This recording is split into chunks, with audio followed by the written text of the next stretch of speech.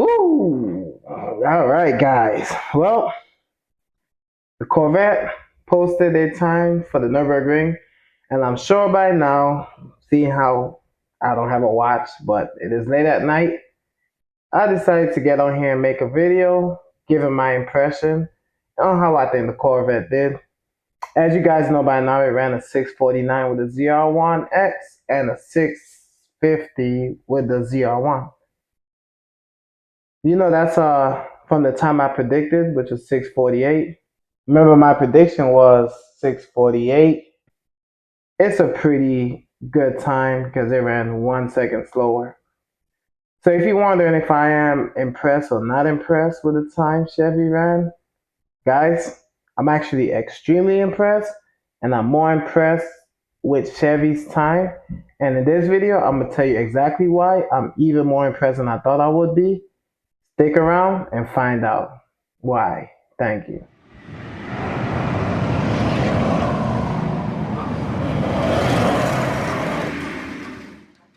All right, so why am I so impressed with the Chevy Corvette time? Guys, it's a couple of factors. I've watched the documentary that they posted, and I wanted to wait because I wanted to process everything that I saw. And I watched a full documentary, and I watched the lap times, and I completely analyzed the Nürburgring lap time. And a couple of things I'd like to discuss on here, starting with weather. Now, we all know when the Mustang went on the Nürburgring, they ran a 656. 656 was already an impressive time for the Mustang GTD. So, but you saw the track was damp. It didn't look soaked or soiled, but they said it was damp, and you could kind of see the corners where the weather, where it got weathered on a little bit and then it gets dry off properly because of the trees and the shade. You saw those markings on the track. So what Mustang did was pack it up, come back, I think like a month later, and ran a 652. It ran 4 seconds quicker. And I never did a video on the Nürburgring time analyzing the Mustang time. He ran a conservative lap just like the Corvette did, but 652 was impressive in my opinion. Anything sub 7 seconds is crazy. So Mustang took it. They were proud of the time. They posted it. Became the fastest American car on the Nürburgring. Now, look at the if you look at the viaduct that Chevy posted for the Chevy ZR1, or all three of them, you will see that the one thing they said is, well, they forecast the rain on the day of on the track day. Like literally the worst news Chevy could have got. Now, guys, before I get into the rest of the video, I would like to say, if you watch a viaduct, I have it posted in the description below. But if you watch that video documentary, Chevy themselves said, even though it rained, they waited and the track dried up. Even though why not completely dried up, they are not making excuses, and they're actually really proud of the time they were able to run. So Chevy's not making excuses. I'm not going to make excuses for them, but I am going to still analyze the track, and I'm going to say weather was a factor in this, in their track time. As in, I believe Chevy could have ran slightly faster had it been better conditions. Not, it don't have to be perfect condition, but conditions could be a little bit better. So if you watch all three videos, you can see the ZR1, the Z06 had the worst conditions. You can see the track was almost extremely, not extremely, but almost completely soiled with water. And then the ZR1X had what looks to be like a relatively dry track. I'm sorry, the ZR1 had a completely dry track, and the ZR1X had what looks to be completely dry track except for close to the apex and the tree shade. Sometimes you can see hints of a wet track. But yes, it did rain that day, guys. I think it rained around 10 o'clock. and they waited till about 1 to get prepped to run all three cars. You know, they were running all three cars in one day, so they couldn't wait around all day. But essentially, the track did dry out before they ran on it, so they did their best. Okay, and then another factor is I know people is gonna bring up the drivers. Chevy did not use a professional race car driver. They used three of the engineers. Now, why did they use three different drivers, you might ask? I asked myself the same thing. But then if you think back to the previous situation I brought up, the weather took away most of their day, and they had to run three different cars they wanted to get a time on, all in one shot. So essentially, guys, they had to break it up into three teams. Their best driver didn't drive all three cars. It was a team of drivers that, all right, you run one while we analyze this one, you go. And while we analyze this one, the third team go. And they alternated it like that. It was the smartest way to get all three cars done. And it was a cost effective way for Chevy. But how did I think the drivers did? Well, guys, I'm actually very impressed.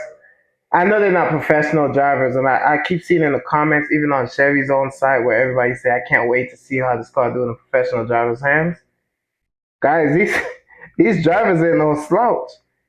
I mean, in my next video, I'm gonna go down and do an analysis of the Nürburgring track time and go through every corner and show you. But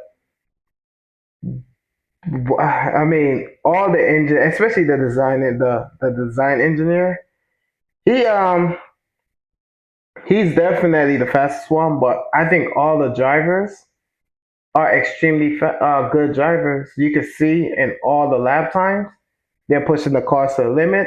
And the thing I like that Chevy did is they included all the data, throttle mapping, well, when not throttle mapping, but when they hit the throttle, when they hit the brake, speed limit, the mile per hour they were going, even G forces. They had all the data you could need to analyze to properly analyze the track or the car capabilities and see if the drivers are being pushed or pushing the cars to the limit. And in the next video, I definitely want to go through and do that. But guys, I'm extremely impressed with the drivers. A professional driver might be able to do better, but that's not to say the Chevy drivers did not push the car to its limits and push the car properly and drove the track properly, because they absolutely did. That I think they did really good. And just because they don't have a name professional driver behind their name, it just lets me know the people who designed the Corvette understands what it takes to drive a car fast and knew what to put in the car to achieve a fast car that could go 7 seconds on the Nürburgring, which is an achievement on its own. So those two factors alone, guys, made me super impressed with the Corvette's time, because yeah, if you put a alien like some of these race car drivers out here in the ZR1, you can have a faster time. In better condition, you can have a faster time. But Chevy's not making excuses, so I wouldn't either. I'm actually really impressed with the time. That's honest truth. To beat the GT3 RS that Porsche had, it didn't beat the GT2 RS. I'm not sure anybody was expecting. Well, first of all, the guys in our comment section on our videos and other videos, I could show you a bunch of examples. Those guys that thought it could break the record, I'm sorry, guys. It was never a thing. I don't think it was ever in the books. Just based on the numbers Chevy gave about the car, you could understand why, if you know it wasn't gonna break the record. But Chevy did exactly what they wanted to do. They have two, not one, two of the fastest American cars.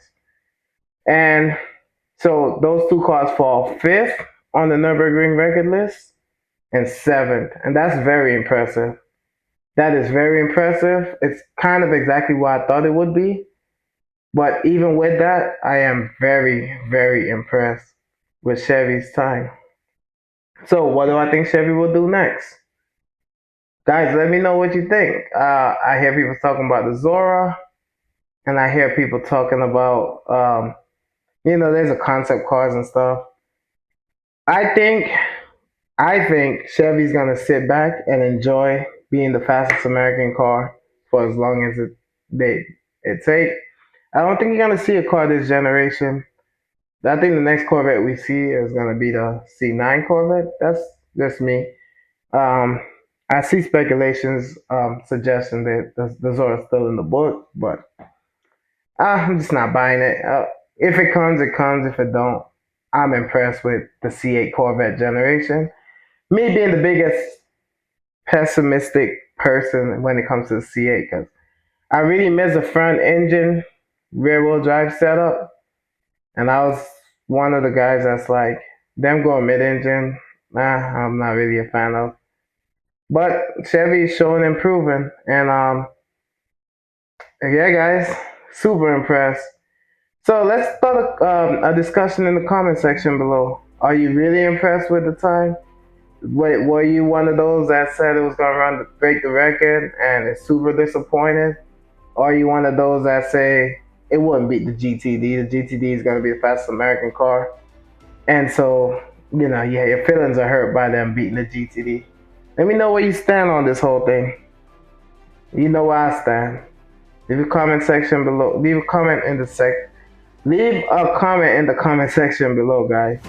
Thank you.